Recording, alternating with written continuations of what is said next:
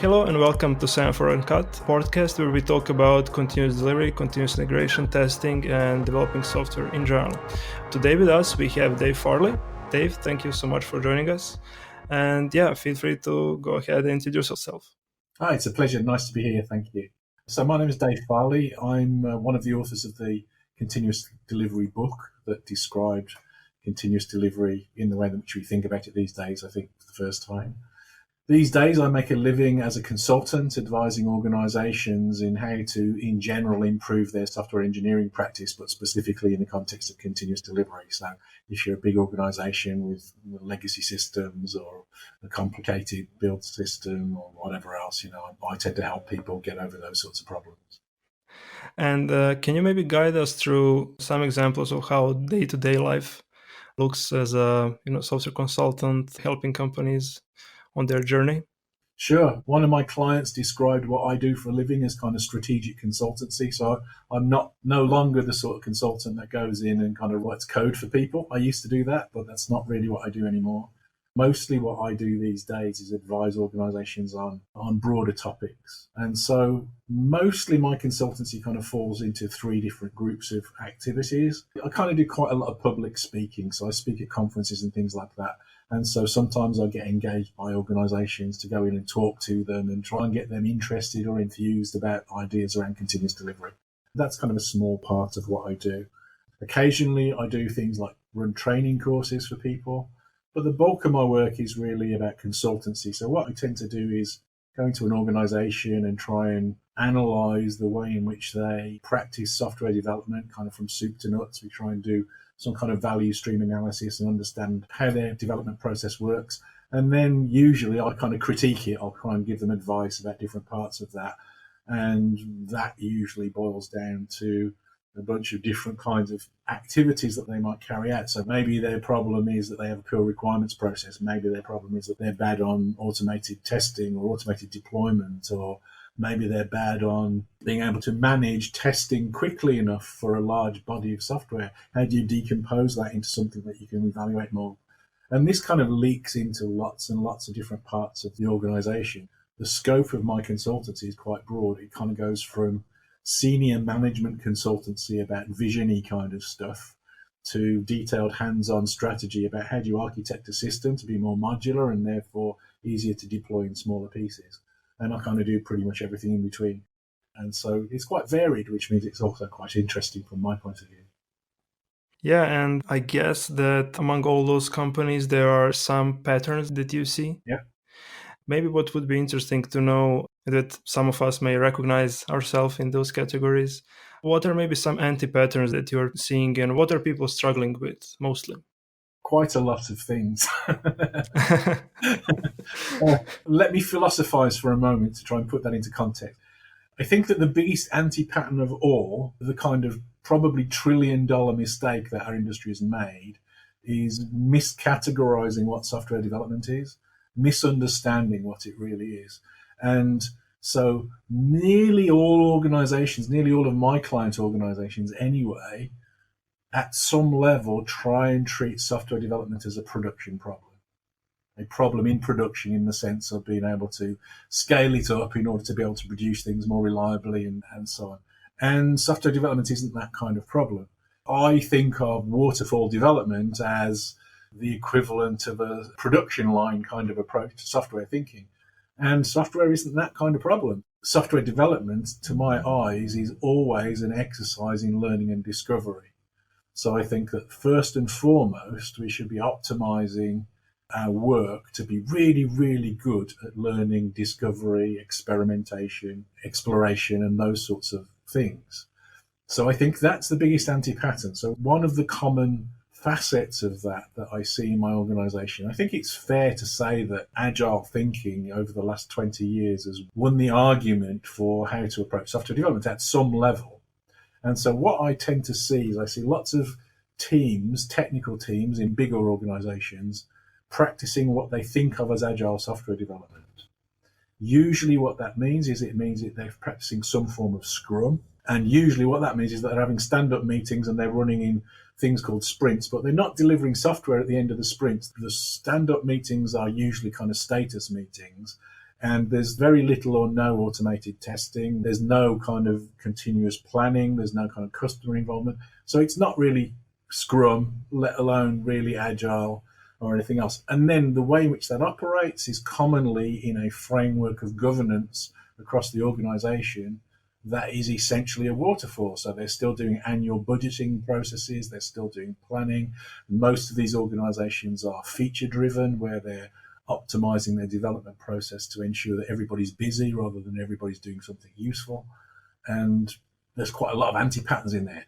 Then you can get down to the more technical anti-patterns. And so I'm a very strong believer in the stuff that we learned in the 90s from Kent Beck in extreme programming. I think test-driven development, pair programming, and those sorts of techniques are fundamental steps in being able to do a higher quality job. And I think that they should be much more widely adopted in our industry than they really are. So that too is kind of one of the anti-patterns to my eye. So often, even in organizations that do a lot of automated testing, on the whole, they do it after the fact. And what that almost always results in is, yes, better tested software, but the tests are slow and inefficient, and they are highly coupled to the software under test. And so in order to go at the continuous delivery speeds, you have to kind of change that strategy.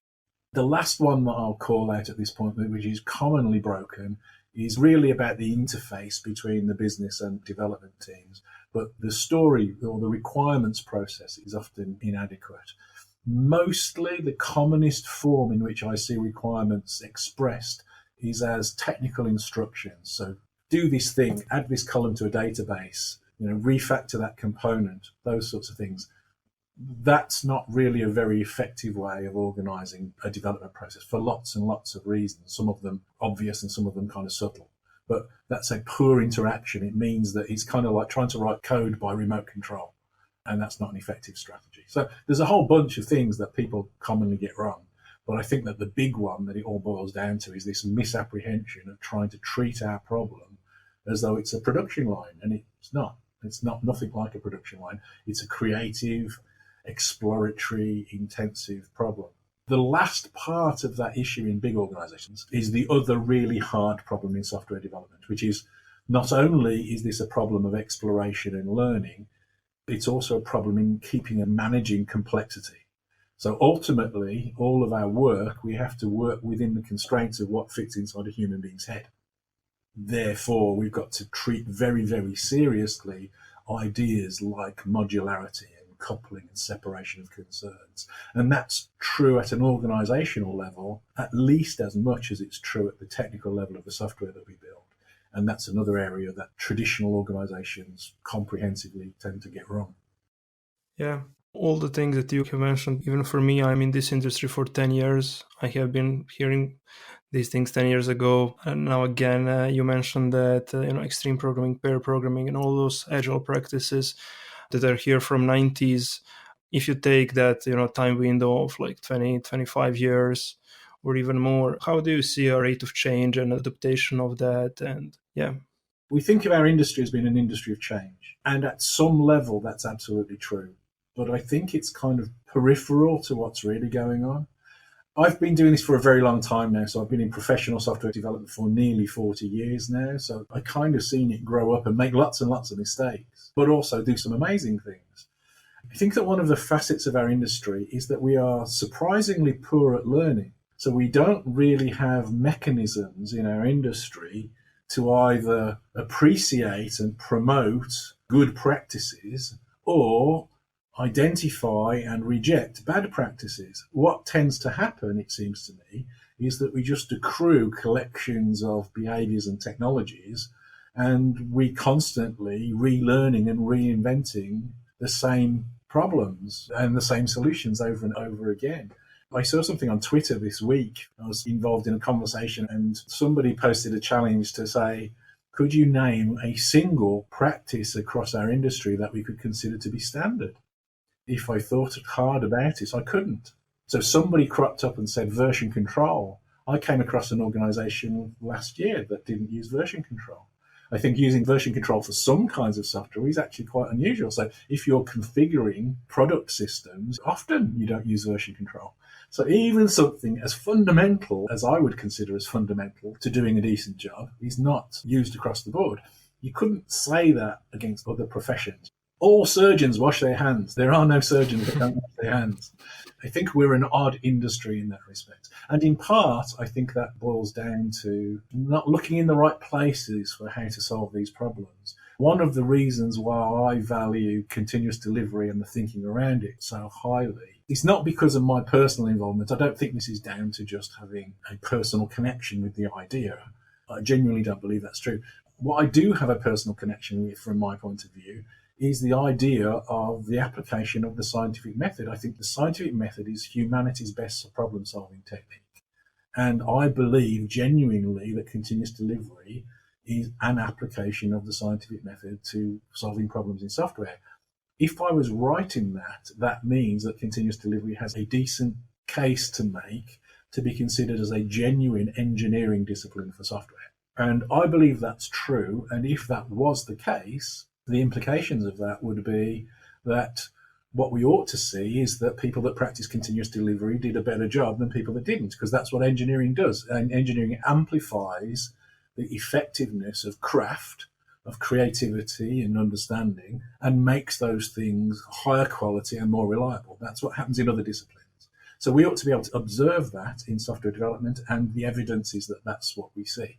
But if you read the Accelerate book or look at the State of DevOps report, that's what the numbers tell us. They tell us that organizations that practice continuous delivery produce higher quality software more quickly. The people working on it enjoy it more, and the organizations that practice it make more money. So those are pretty good measures on the whole.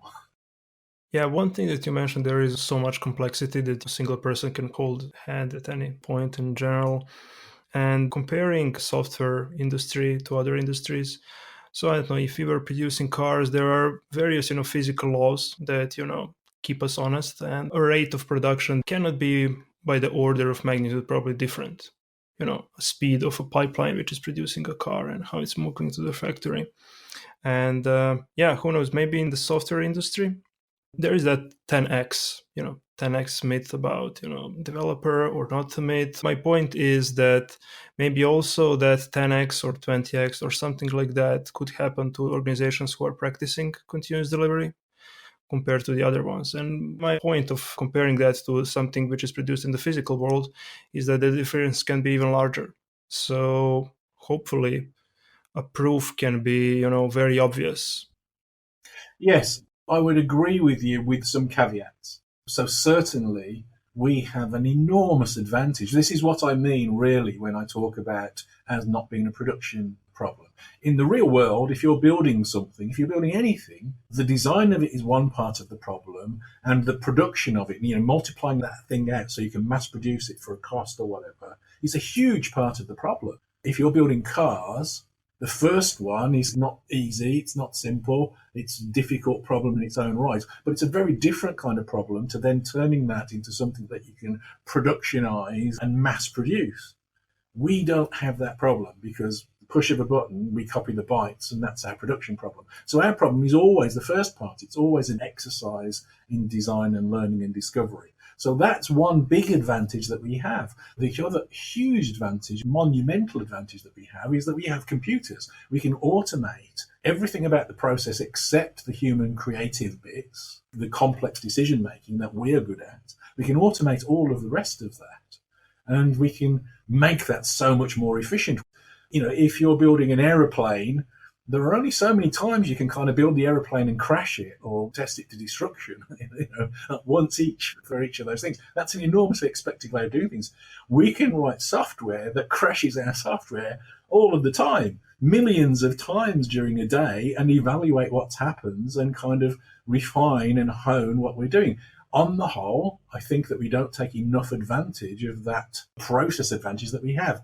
The last point, the bit to which I can't completely agree, there was a very famous paper published in 1986 by Fred Brooke, the author of The Mythical Man Month, which even by then was kind of a legendary book, in which he wrote that there's no such thing as a silver bullet. And his argument was that we are acclimatized because of Moore's law to seeing doubling of performance every couple of years, and 10x improvements in performance are kind of normal in the hardware industry. It's actually very, very rare to see the equivalent of that in software.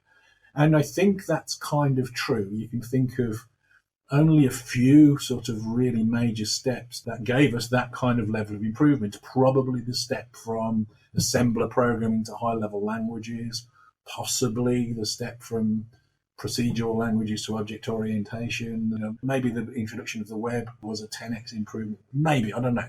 But there's a few of those things. There are a few moments, but they're quite rare.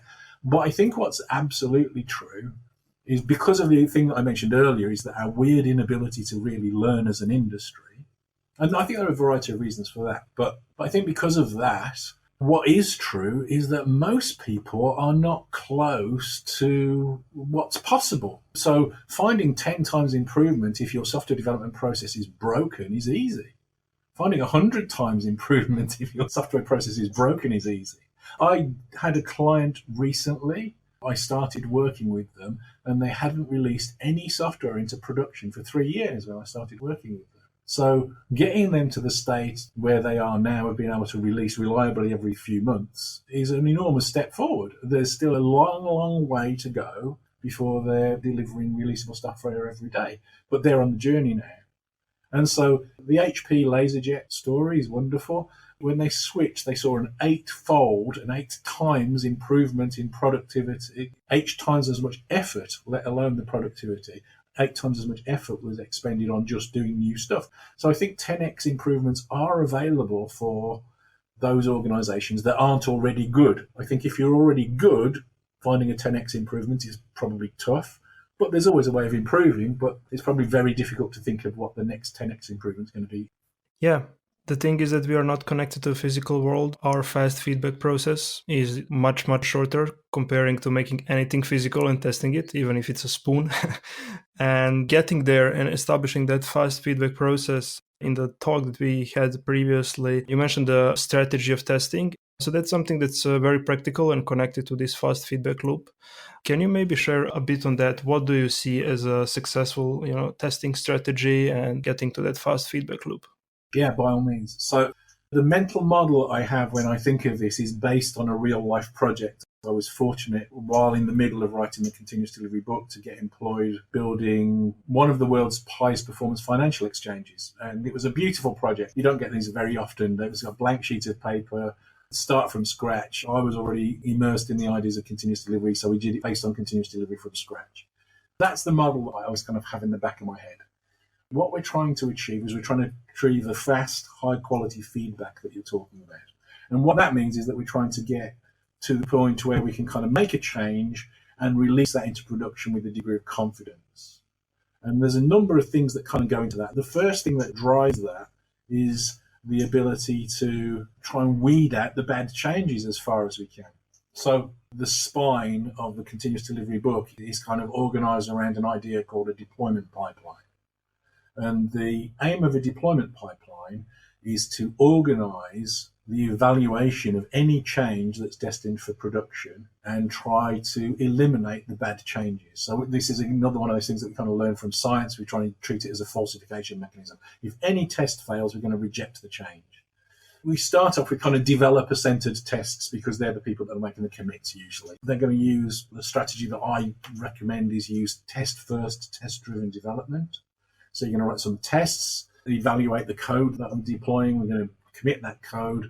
And what we're looking at that point is to get feedback very quickly so that we can kind of get a sense of whether this was a good change or a bad change, and a fairly high level of confidence that if all of those tests pass, everything else will be okay. Generally, I advise my clients that what they should be aiming for as a target is to get feedback in under 5 minutes with roughly an 80% level of confidence. That says a huge amount about the nature of the tests that you can afford to run in that amount of time. It means that they can't afford to be starting up another process or talking to a database or talking to a file system or talking to a message queue or any of those things. So really we're talking about these fine-grained, small, focused unit tests that are kind of the output of test-first, test-driven development on the whole. That gives lots of beautiful properties in terms of the impact on the design of your system. That's a very powerful step in its own right. Academic research suggests that just that kind of testing will eliminate something around 70% of production defects. So you're talking about a 10x improvement. This is one step in that direction. 70% of production defects means that you spend an awful lot less time chasing and fixing bugs in production. That's brilliant. That's really, really good. And essentially all I've described so far is continuous integration. That's what Kent Beck described at the end of the 90s. The downside, it's not really a downside, but the limitation of test-driven development is that what it does is it says, does the software do what I, as a software developer, intended the software to do? And it just verifies that. It's a bit like double-entry bookkeeping, but for software. And that's brilliant, but it's not enough. You also need user-centered tests. You need to evaluate the change from the perspective of a user of the system. We call those acceptance tests. And my preferred approach to acceptance tests is to kind of build this into the development approach so that you capture requirements in a way that are focused on the user intent, the desired behavior of the system. You capture a number of examples that would demonstrate that that behavior was delivered, which we call acceptance criteria. And each one of those acceptance criteria we implement as an automated specification for the behavior of the system. When that specification is in place, we do TDD, TDD, TDD until it fulfills that specification. When the specification is met, we're done. And when that test is passing, we know that the behavior is kind of functionally complete. And then there's a bunch of other sorts of tests that are kind of more. So those two seem fundamental, those two stages that I've just described. The first one we refer to in the book as the commit stage. The second one we refer to as the acceptance test stage. Those two stages seem to me to be fundamental to any decent automated testing strategy. I can't imagine writing software without those two stages anymore. And then there's a bunch of other tests that you might decide that are slightly more contextual depending on the nature of the problem. My background was in low latency finance, so performance testing was absolutely high priority. So we built in automated performance testing at multiple levels, sometimes component testing, sometimes whole system testing. We did things like data migration testing, we did resilience testing, scalability testing, security testing. Basically, we tried to test any kind of behavior of the system that we could imagine. Ultimately, if all of those tests pass, there's nothing more that we can think of doing before it's ready to go into production. And that's the objective. What we're trying to do is that we're trying to build this deployment pipeline that coordinates these testing activities to the point that there are no more activities to perform in order to release that into production. So that brings one more level of validation for some organizations. So for organizations that work in regulated environments, so healthcare or finance or gambling or transport, those sorts of organizations, then in order to be able to release into production, you also need to have fulfilled all of your compliance demands. So you can also automate most of that. So you can build that in. When we built the deployment pipeline for our exchange, we could evaluate any change to our production system to the point that there's no more work to do, and we could get an answer back in under 57 minutes. And that's radical in terms of the impact it has on your software development. So I coach my client organizations to go for 15 minutes for the commit cycle and under an hour for everything else. You can parallelize it as much as you like. You can throw hardware at the problem as much as you like, but you want a definitive answer back in under an hour. And the reason for the 5 minutes is basically because that's how patient I can be before I'm getting bored and want to move on and do something new. If it goes longer than 5 minutes, you start to see adverse behaviors because people start to think, well, it's going to take me 10 minutes to figure out whether it's passed. So I'll just write some more code before I commit. And what you want to encourage people to do is work in tiny, small steps. So you want the evaluation to be as cheap as you can. The smaller the steps, the better. So typically the way that I work is test-driven development. So I'll do red, green, refactor, commit, red, green, refactor, commit. So I'm probably committing once every 10 or 15 minutes, maybe more frequently than that. So if it takes more than 5 minutes, that's really going to slow me down. So 5 minutes is about the limit. And then under an hour is about evaluation. I have this theory. I don't have data on this. Usually I like to have data. But subjectively, what I observe is that there's a strong relationship between the duration of the feedback and how many tests are broken in your test environment. If you have an overnight build and you don't know the answer to whether all your software is good until the next day, my guess is that you are probably living with maybe 5 to 10% of your tests permanently broken, which means that the picture's obscured. You now don't know what state you're in because you don't know whether those breakages matter or not. Should you release or not? There's either you're taking a big chance or you're doing a lot of work to figure out whether those failures matter or not. If I could bring that time down, let's say I bring it down to 2 hours. So if as a developer I then commit a change, 2 hours later I find that I've broken something, then I identify the problem and immediately commit another change, I'm not going to find out for another 2 hours until that's fixed. In teams with 2 hours, that means you've got 2 attempts probably during a working day to fix a problem. And what I observe is that there's usually a small residual nub of tests that are always failing in that situation. If you can bring it down to under an hour, then now I've got 5 or 6 attempts to correct a problem if I introduced one at the start of the day. And that's enough, it seems to me, to be able to stay on top of it and for most of the time all of the tests to be passing. And it's that simple. So you aim for the fast, high-quality feedback in order to be able to be in a position so that in continuous delivery terminology, your software is always in a releasable state, meaning all of your tests are passing. So that's kind of the testing strategy that I recommend to clients. Now, there is some scope for manual testing, but all regression testing is automated in this world in order to get the speed and efficiency that's required to fulfill that kind of very tight demands on time. Yeah, it's always very interesting when you get to that, human and physical values. As you said, my patience can hold for 5 minutes. After that, I start doing something. In our company, we were holding that market as 10 minutes. Mm-hmm. Yeah. I don't know how we arrived to that, to be honest. There is now quite a lot of talks for a couple of last years about microservices. Mm-hmm. So this fast feedback, like 5 minutes, and then my workday is, 7 hours stop, let's say 6 of something that we can call productive. So there is a high correlation between what a human can wait and process and so on with that fast feedback cycle. So it has to be matched to the human and to our productivity and our workday. What do you think? Is there a correlation? And what are your thoughts on microservices in general? Because there could be that correlation with the level of complexity, what you are holding, what you're responsible for at any given moment. Although in a large code base, that should be also true, as in a small code base. Yeah. What are your thoughts on that? Is it something that you think that has a high value potential? I like the microservices approach, but actually I think that it's an expression of some deeper principles. And so I talked earlier about, software being essentially an exercise in learning and managing complexity. And I think that what microservices does is it gives you a little help on both of those fronts. But there are other strategies that you can also use to keep those things in check.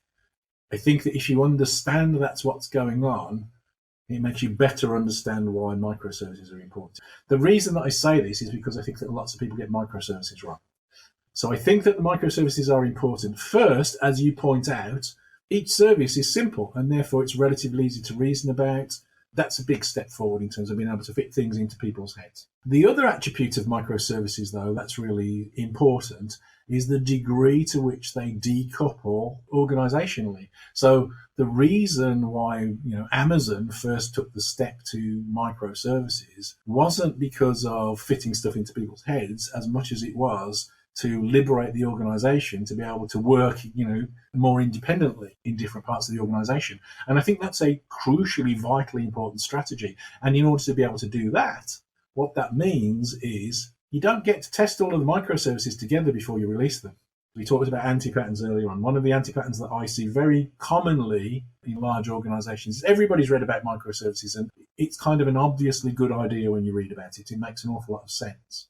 But lots of ideas, what we tend to do is that we tend to parse the ideas and miss out the bits that sound hard or difficult to think about and just try to go for the easy bits. And so microservices, okay, great, let's write all of our software in little pieces. Let's write them all based on some kind of API, REST API or messaging API, whatever else it is between. But I don't trust that my microservice works with your microservice unless I test them together. And the way in which you split up the microservices, if I want to change a particular behavior, I need you to implement a feature before I implement a feature. If any of those things are true, it's not microservices architecture. So microservices are independently deployable. That means you don't get to test them with each other.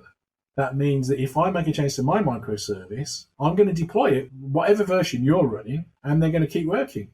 That's the objective. And that brings in a whole load of baggage in terms of managing the complexity of the interfaces between the microservices. The only way that microservices make sense is that interfaces between the services are more stable than the implementations of the services. The only way that they make sense is that the teams are independent of one another and they rely on the technical decoupling at the level of services to also decouple them as teams. And so there aren't dependencies in the work between them. That's hard stuff to get right. That's very difficult stuff to get right. If you've ever worked in a software system that has a public API for any reason, that's tricky stuff to manage, but it's the same game, except now we're talking about it between our services. I see lots and lots of organizations that write these tightly coupled components that they call microservices that, to my mind, aren't, because they're not independently deployable and they can't even imagine being able to deploy those without testing them together. So that's a key value and a key complexity of microservices. I started increasingly thinking about what it is that we do, at least the way that I think about it, as an engineering discipline. And when you think about engineering, nearly every engineering decision has trade-offs. So a monolith is not a uniformly bad idea. Monoliths have lots of nice properties. One of the nice properties of a monolith is you completely do away with dependency management because you build everything together, you test everything together, and you deploy everything together. You know it works because you tested it. A microservice is not a bad idea, and it gives you lots and lots of advantages, but it has the downside that you can't test everything together, and so you've got to worry about the interfaces. But it gives you this massively scalable approach. It allows you to grow at Amazon rates and do that with essentially people never talking to each other, just their software components discovering different behaviors and interacting. That's a bit of an exaggeration, but you understand my point. So thinking in terms of these engineering trade-offs, I think, is important at multiple levels. So it's true architecturally, but also organizationally. And those two are deeply interlinked to do anything serious, any scale. Yeah, that's great to hear, because a lot of times I have been hearing the discussions about testing everything together before deploying. And sometimes I was generally questioning if the approach of deploying everything independently without testing it together and how you know the state, what works with what generally. But the point is that you shouldn't. You should, keep on developing your stuff and someone else should comply with those interfaces and move on. As an industry, we've got a little bit into lazy thinking here in that we categorize everything as either microservices or a monolith. There's massive shades of grey here. So you can build a completely distributed monolith made out of services that communicate, but you test them all together. That's how we built our exchange. Or you can build a completely decoupled microservices application or a monolith that you deploy in pieces. You can do that too if you really want to. They're not hard and fast things. They're just kind of general guidance in terms of direction. And the common pattern of microservices where you kind of build them, they're tightly coupled, and so you feel bound to test them together. That's a monolith. It is a monolith. It's just monolith written in small pieces. It's actually the least efficient way of building and deploying it from a deployment pipeline perspective. You get fast feedback, but you get the illusion of safety in that I've made my change, I've got fast feedback in a few minutes, all my tests passed, then 3 weeks later, a test over there somewhere else, in a different component fails that you caused, and you don't get visibility of it. It's a more complicated picture than people might give it credence sometimes.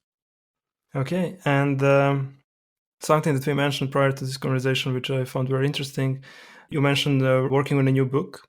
Mm-hmm. And you also mentioned, I don't know if it's directly connected, what the software development will look in 100 years, which is quite intriguing. So can you maybe share more on where people can find your new book, when it will be available, what's it about? Sure. So I'm probably talking about this a bit early in the life of the book. I've written about half the book so far. I'm just preparing to maybe release it on LeanPub to get some feedback. So if people want to track where I'm up to, perhaps the best thing they can do is follow me on Twitter, and I'll announce it on Twitter. So my handle on Twitter is @DaveFarley77. The working title, I'm probably going to change this, but the working title for the book at the moment is Modern Software Engineering, which is a bit of a grandiose title. And yes, at some level, the ideas of what software development like in 100 years' time is related to that. It's one of the spin-offs of thinking about the book. I spent lots of years in the past in the early part of my career with job titles like software engineer, and I did no engineering whatsoever. I spent the mid part of my career with terms like software craftsman or software developer or something better, and I worked with those job titles. And then at the end of my career, or towards the end of my kind of professional career as a programmer anyway, I had jobs where I think we did actually do engineering in the sense that we've been talking about, in terms of applying kind of scientific rationalism to software development. And that works better, unsurprisingly. That kind of started me thinking, so maybe we should start to try and reclaim the title software engineering. I think that mostly we've made mistakes when we tried to talk about software engineering. We think about too prescriptive, too detailed approaches. One of the things that springs to mind when people talk about software engineering to me is a big, complicated UML diagram. That's not engineering, that's just a tool. So what are the kind of fundamental principles? And that's this line of thought led me to having conversations along these kinds of lines. And at one point, I had an exchange with somebody on Twitter. To my embarrassment, I can't remember who said this on Twitter, but somebody said to me, if we could genuinely come up with some principles of engineering for software development, they would be as true in 100 years' time as they are today. And that resonated with me, because that's true. The deep principles that would represent engineering for us in our discipline would firstly be unique to us, because all engineering is targeted within the discipline in which it executes, would also be profoundly true. That probably means that we already know what they are. It probably means that they're kind of durable and long lasting. If you start thinking in those sorts of terms, you get to some fairly fundamental principles. At the moment, I have 5 principles in each of 2 categories. So the 2 categories that I've mentioned. So the first category is optimizing for learning. So what are the techniques that we should use in order to optimize to be able to be really excellent, world class at learning? And I would argue that those are, we should work iteratively, we should establish feedback, as we've talked about.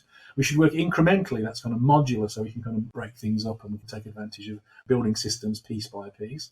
We should work experimentally, and we should use empirical measuring reality and reacting to that. I can't imagine anything that we could imagine as an engineering that wasn't built on those kinds of ideas in terms of learning. And then there's the ideas about how do we manage complexity. Those 2 are ideas that are common to people that have ever worked in software development. It's about modularity, abstraction, separation of concerns, cohesion, information hiding. Those sorts of ideas seem fundamental to me, to be able to work in a way that keeps work isolated so we can make progress without worrying about the impact in other parts of the organization or other parts of the software. So I'm working on a book that's trying to explore those sorts of ideas.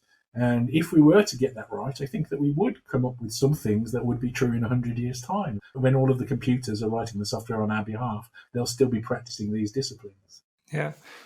One thing we will not be able to have is a fast feedback here. So we will not know, but yeah. But it's a very, very interesting. Also very interesting how you got inspiration for that, and how some potentially a stranger planted that idea. Yes. And inspired the book. Yes, it did. And I'm very grateful to the person, but I need to dig through my Twitter history and see if I can find it. I've had a few looks and I haven't been able to find it yet. Okay. Thank you, Dave, for this conversation. It's been amazing. I constantly keep thinking about that, how to validate those ideas in the book for 100 years. So maybe add some kind of a checklist. If you are reading this in year this and this, am I correct? Yes, contact my granddaughter and let her know. Yes, yes. Yeah. Again, thank you very much for this conversation. Good luck with your book. And yeah, we'll be sure to share the link to your Twitter account so people can, discover the book as soon as you decide to publish something live and people can give feedback. Great. Thank you. Okay. Thank you again. Bye. Thank you very much. Bye-bye.